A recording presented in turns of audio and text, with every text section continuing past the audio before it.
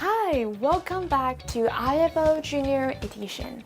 We are here to meet with a lot of inspiring and talented kids all over Vietnam. So, 2 years ago, I started my own YouTube channel because I believe that motivating people really motivates me.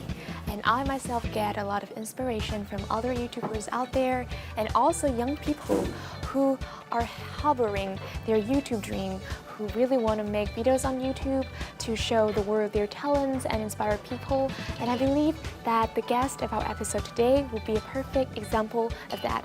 I am so eager to meet him and talk to him and to listen to his story. And now let's head over to the control room and check it out.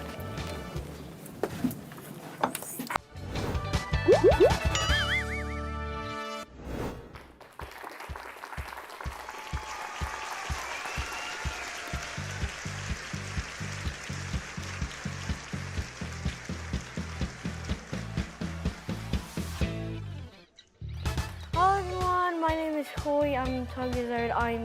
I'm a 6th grader right now, and you guys seeing me probably think that I'm an average kid that's trying to get by secondary school.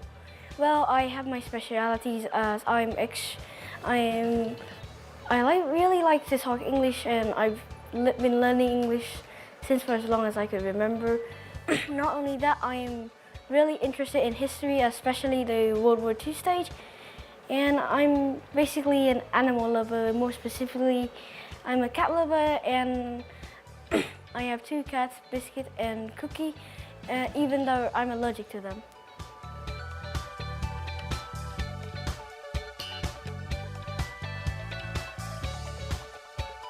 Wow, I'm really impressed. I cannot wait to meet him.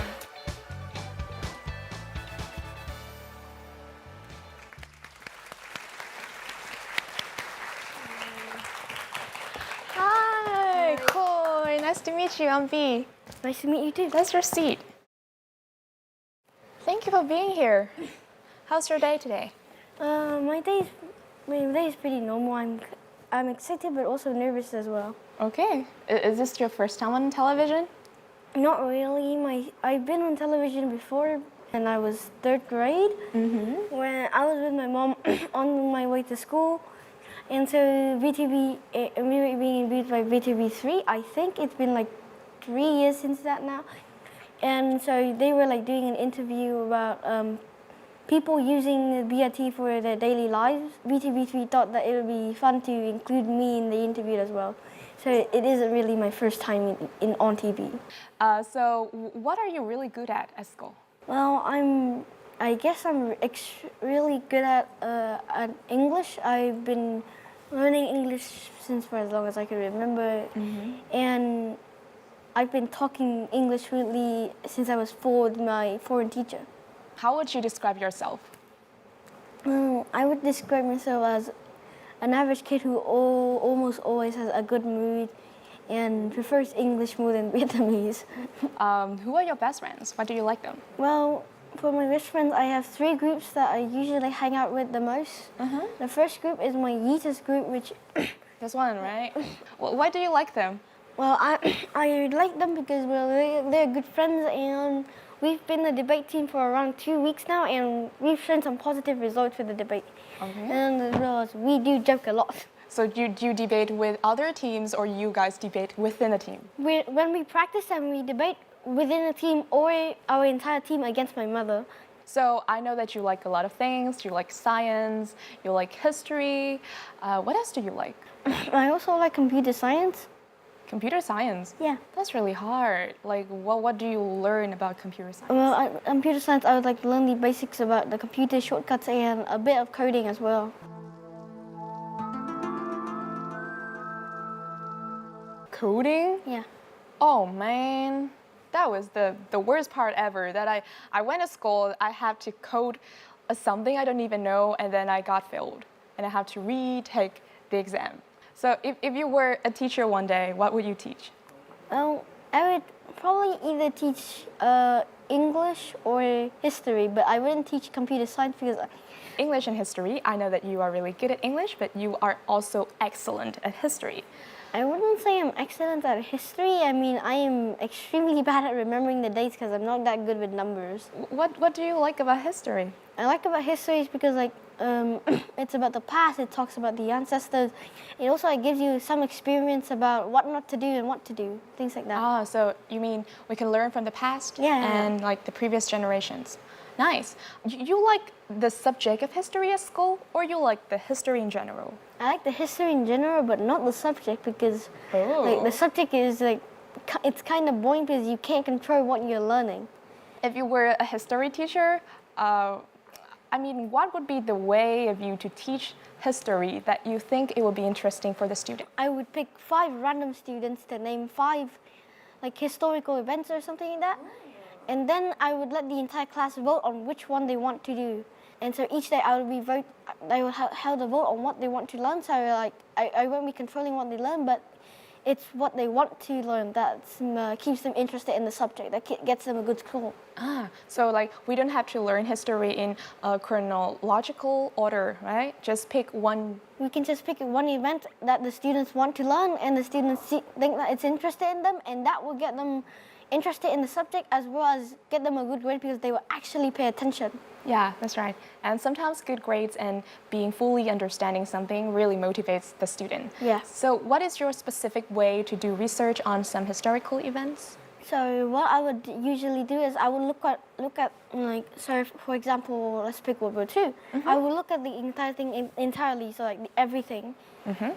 But like not like fully detailed, but like the Germans did this, and then so yeah. After that, based on that, then so let's say the D-Day, the Allies landed on the French coast. How did they do that? And then then I learned about the Atlantic Wars, what's defending the French coast. I learned about the Atlantic War, and then it just continues.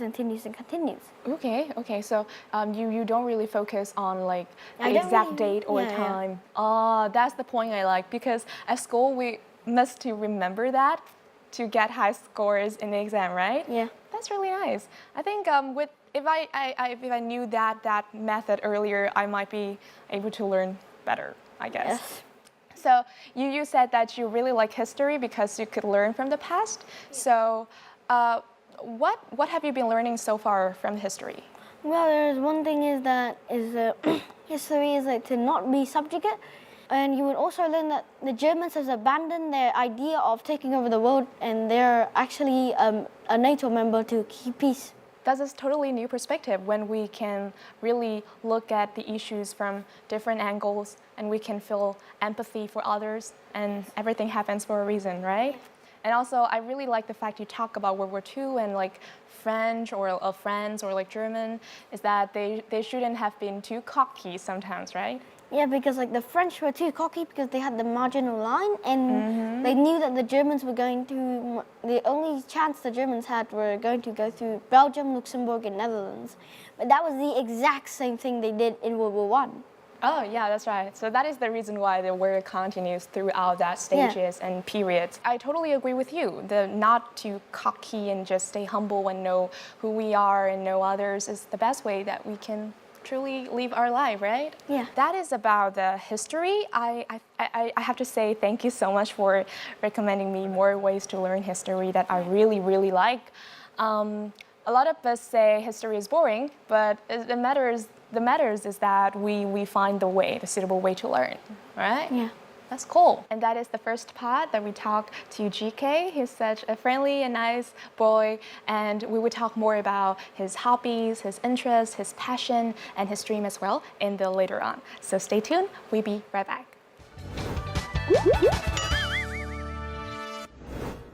So I know that you have just said earlier that you are an animal lover, right? Yeah, I do. I do love animals. Can you share more about that? Well, I do love animals, and animals are pretty cute. Here are some pictures of me with my cat Biscuit right there.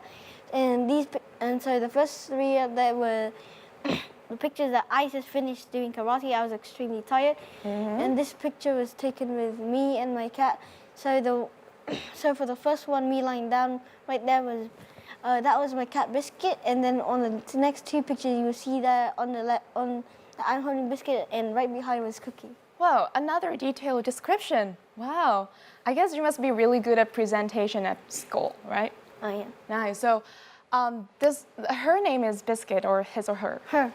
Her name is Biscuit. Biscuit is a girl and Cookie's a boy.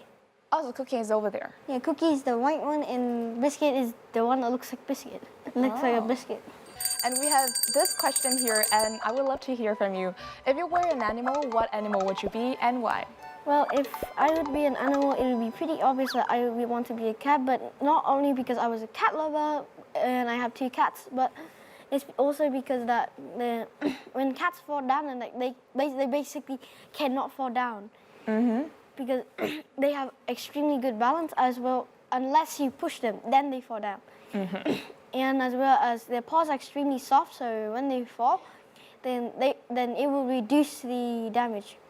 It's most likely that cats. Now I don't need to worry about cat allergies anymore. So cat would be both soft and have a good balance, and they can control, and their fur is really soft, and you like that. So if you were a cat, what would you expect from the owner? I would expect the owner to just do his regular daily life, and like sometimes like I would sit on him and things like that, and he would feed me and water me and things like that. Oh, that's so cute. Oh, so here comes the trolley. Trolley, trolley, yes, Baba. Feeding sugar, no, Baba. Okay. Do you know what's inside? Yes, I do. Yeah, because it's your belongings. Yeah. Okay. So this is called Fond Memories of the show.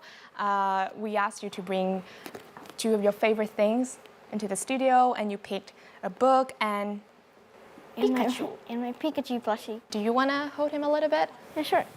Hey, welcome back, my friend. So that is your friend, and how long have you been friends? We've been friends for around a year now. Who gave it to you as a gift? My sister gave it to me as a gift right before she went to Australia. Oh, you have a lot of siblings. You told me you have brothers and sisters. I have 1 brother and 2 sisters. 1 brother and 2 sisters, and you are the last born. Yes. Wow, nice. Okay. So this is your book, Middle School Born to Rock. Yeah. The story is basically about a kid named Raph who is trying to get by middle school, and the bizarre things that he gets into. Okay. He's basically the troublemaker of the book. How many times have you read the book? Born to Rock, I've read it about 3 times now. 3 times? Because you have read the books 3 times, so I'm gonna let the audience to check if you can memorize and some sentences in which part of the book. Are you ready? Okay, I'm ready. Okay, cool. Let's check your memory. Please. I'm no dream expert, but it didn't take a genius to figure out what that one meant.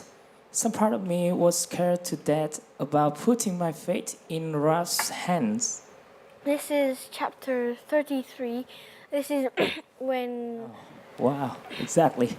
This is when Raph's little sister wanted to get popular, to enter a band competition, but she didn't know anything about how to get popular, but her brother knows, even though her brother is literally her nemesis. Is that right? Yeah. Wow. How many books have you read so far? I actually don't remember. Like a lot? You have a bookshelf at home? Yeah, like so at home we would have like a red couch, and then like surrounding it would be like bookshelves. Like it even reaches on the ceiling. Wow. It touches the ceiling, it's just bookshelves. So I know that I heard that you write stories. You write books, don't you? Yeah. Really? Yeah. I mean, how did it all start? It all started when I was like extremely young, and I first told my mom about the bed walking incident where I would walk in our house there would be a big bedroom where there would be 2 beds, and I would just bed walk, or I would walk around on both of them, and I would continuously walk while imagining some random things. And when I told my mom about that, she thought maybe I could write a book. And I believe that sometimes your book's gonna be a big hit, and I will be the first one to buy it. Okay. Oh, thank you, chị Châu. The production crew has just brought a lot of books of yours. You brought it from home, right? Who bought these for you? My mom bought these for me. I really need to thank her for buying me the books. Okay, so the first one is Diary of a... This is my favorite one. This is Diary of a Wimpy Kid, the getaway, where the Heffley family got sick of the cold, and so they went to a vacation island, but it turns out the vacation island wasn't such a good idea as they ran into disasters. Well, that's amazing. So what one word would you use to describe this book? A tropical disaster. A tropical disaster. Okay. Oh, that's nice. This one, what one word to describe? This one would be The Call of the Wild. This one was about a dog that was from a very rich house to the wilderness, and then to a wolf. So that would be intriguing? Yes, because it was an adventure of how a dog that turned from a person's rich house into the wild. I read this when I was maybe 6 years old. In Vietnam we call tiếng gọi nơi hoang dã. And after I listened to your description of the book, I know, oh, this is that book. I didn't know it from the first time I looked at The Call of the Wild. That's the difference. I just only read Vietnamese book. And this one is Harry Potter, very familiar Harry one. Potter and the Goblet of Fire. This is when Harry Potter was secretly assigned to the Goblet of Fire, like a championship, even though he didn't put his name in it. And he has to try and win the championship, or exit, as well as try not to get killed by a dragon. Nice. What is your favorite character in Harry Potter? My favorite character in Harry Potter would be Harry. Harry? Yes. Would you like to become Harry someday?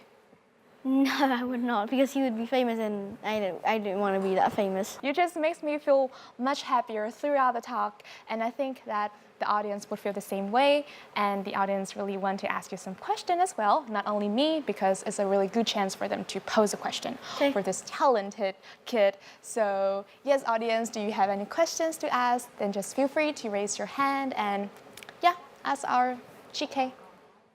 I can see that you are very good at history, and there are many students who are not very interested in history. So do you think why there are so many of them that are not interested in history, and how to make them feel more interested about history? At first, I would probably say that if people are not interested in history, then it's probably because they haven't tried it yet, and they don't really want to learn about the country or the past, and just want to play with their friends or something like that. And a way to get them interested is by maybe bringing up a historical event that is extremely cool, that might get them interested. Any other questions? Okay, so I have a question for you. I can see that you have a pretty impressive photographic memory. So I'm wondering whether you train yourself or it's developed naturally. I would say I developed it natural. I didn't train my memory that much. I would just say that it developed natural. But one way that I try to remember things is I would either read it over and over and over again, or just listen to it over and over again. Thank you. I had so much fun talking to our guest today, GK, and I would love to challenge him in the next part of the show called IFO Challenge.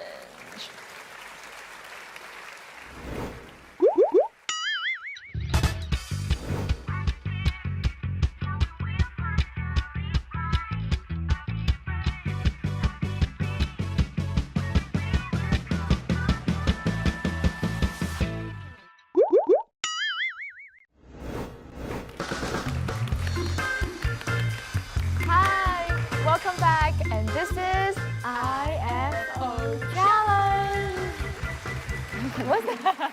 Okay, so do you like challenges? I do, but it depends on the challenge. What kind of challenge do you like? I usually like question challenges and who can name the most of what challenges. Ah, okay, so this might be your forte because we have maybe like 10 questions about history and we are gonna play yay or nay. You know that game, right? Yes, it's Okay, so let's or see. no? I'm gonna be your teacher today and test your knowledge of history. all right. Let's go. Let's go. I have a bad feeling about this. Oh, how many you think you can answer? I'll be happy if I answer half of them correct. Like there are 10? So maybe I'll answer like 5 or 6 maybe. No, it must be more. Fine, 7. Okay, let's check it out. Ready? Yeah. 3, 2, 1, go! World War I lasted for 4 years, from 1914 to 1918. Yes. Right, bingo. Britain was one of the 2 first countries to declare war on Germany. Yes. That's right. Alexander the Great is the best known for his glorious victory from Africa to Europe and Asia. Yes. Yes, that's right. The Battle of Thermopylae was fought between Sparta and the Achaemenid Empire. No. I don't know the question, but actually the answer is yes. I messed up with the Persians again. I don't even understand this question. Okay. World War II lasted for 6 years, from 90. Then can you tell me from 6 years, from what and what? You know this really well. I don't remember the date. Ah, I'm sorry. You I said just that you remember don't. it lasted for 6 years. Yeah, 6 years, 1945. That's right. Bingo. The Battle of Britain is considered to be a victory for Germany. No. That's a victory for who? No, it was a victory for Britain. That's right. There wasn't even land troops on Britain. That's great. Correct. Okay, Poland was the site of most of the Nazi extermination camps. Wait, can you repeat that? Poland was the site of most of the Nazi extermination camps. Supposed to be. Yes. Yes, that's right. That's yes. Oh my God, I was like, wait, and then I remember. Oh wait, the Soviets were the first ones to find the camps, and the Soviets were coming from Poland into Germany. Wow, okay. I have no idea, but you may be right. Germany was one of the countries that won World War II. Yeah. No. Why? Explain it a little bit, because. The Germans lost because they got cocky and decided to declare war against the Soviets while still fighting Britain. Great, it lost, right? Last question, I believe. The Napoleonic Wars led to the rise of Britain as the world's foremost naval and economic power. Yes, because that was the time where the British started the Royal Navy. The Royal Navy. Bingo.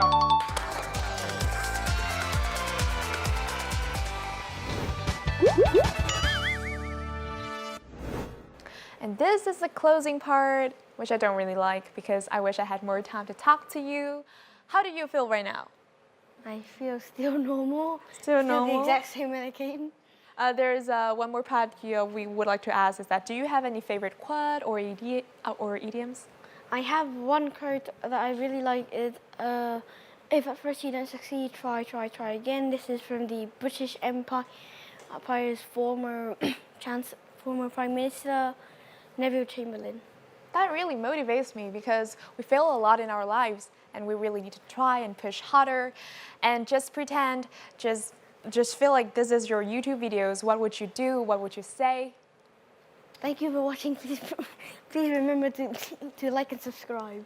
Oh, nice. Thank you for watching. Please remember to like and subscribe. And this is our cute little Khôi. Round of applause. Thank you.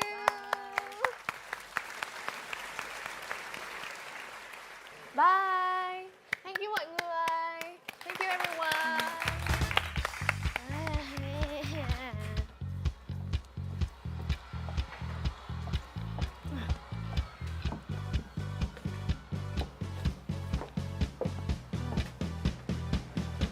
How do you feel, Khôi?